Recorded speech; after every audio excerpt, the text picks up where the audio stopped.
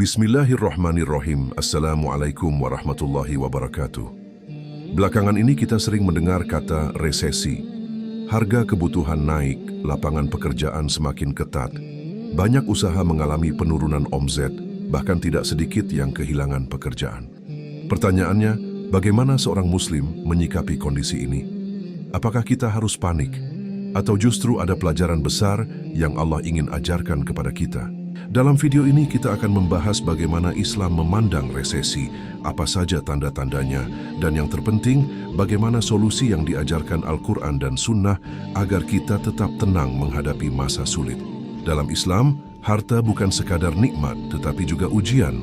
Rasulullah SAW bersabda, "Sesungguhnya setiap umat memiliki fitnah, dan fitnah umatku adalah harta."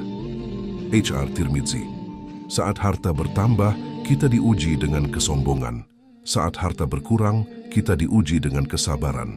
Karena itu, resesi bukan hanya persoalan ekonomi, tetapi juga ujian keimanan. Salah satu dampak terbesar resesi adalah munculnya rasa takut miskin. Kita mulai khawatir tentang masa depan, pendidikan anak, cicilan, dan kebutuhan sehari-hari. Namun, Allah telah mengingatkan dalam Al-Quran, setan menjanjikan dan menakut-nakuti kamu dengan kemiskinan. QS Al-Baqarah 268. Seringkali yang menghancurkan kita bukan kemiskinan itu sendiri, tetapi ketakutan berlebihan terhadap kemiskinan. Maka langkah pertama menghadapi resesi adalah memahami bahwa semua terjadi atas kehendak Allah. Allah berfirman dalam QS Al-Baqarah ayat 155-156, bahwa manusia pasti diuji dengan rasa takut, kelaparan, dan berkurangnya harta. Dan kabar gembira diberikan kepada orang-orang yang sabar, serta mengucapkan Inna lillahi wa inna ilaihi raji'un. Solusi pertama, perbanyak istighfar. Nabi Nuh mengajarkan kepada kaumnya untuk memperbanyak istighfar. Allah berjanji akan melimpahkan keberkahan, hujan, harta, dan keturunan kepada mereka yang memohon ampun. Rasulullah juga bersabda, bahwa siapa yang melazimkan istighfar, Allah akan memberikan jalan keluar dari setiap kesempitan dan rezeki dari arah yang tidak disangka-sangka.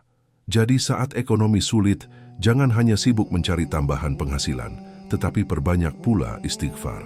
Solusi kedua, tingkatkan takwa. Allah berfirman dalam QS Ats-Tsalaq ayat 2, "Barang siapa bertakwa kepada Allah, niscaya Dia akan memberikan jalan keluar baginya." Takwa bukan hanya rajin ibadah, tetapi juga jujur dalam bekerja, menjaga halal haram, dan menjauhi maksiat. Bisa jadi pintu rezeki tertutup bukan karena kurangnya peluang, tetapi karena kurangnya ketaatan. Ketiga, tawakal. Tawakal bukan berarti pasrah tanpa usaha. Rasulullah SAW memberikan contoh melalui burung yang setiap pagi keluar sarang dalam keadaan lapar dan pulang dalam keadaan kenyang. Burung tetap berusaha, tetapi hatinya bergantung kepada Allah. Begitu pula kita, tetap bekerja, tetap berikhtiar, namun jangan menggantungkan hidup kepada manusia atau kondisi ekonomi. Solusi keempat, bersyukur. Mungkin terdengar sulit bersyukur saat kondisi ekonomi menurun, tetapi lihatlah nikmat yang masih kita miliki. Kita masih bisa bernapas, masih memiliki keluarga, masih bisa beribadah. Allah berfirman dalam QS Ibrahim ayat 7, "Jika kalian bersyukur, niscaya aku akan menambah nikmat kepada kalian." Syukur bukan menunggu semua sempurna, tetapi menyadari bahwa Allah masih memberi banyak nikmat di tengah kesulitan. Selain solusi akhirat, Islam juga mengajarkan solusi dunia. Salah satunya adalah cerdas mengelola keuangan. Bedakan antara kebutuhan dan keinginan, jangan mudah tergoda gaya hidup konsumtif. Resesi adalah waktu yang tepat untuk belajar hidup sederhana dan lebih bijak dalam menggunakan uang.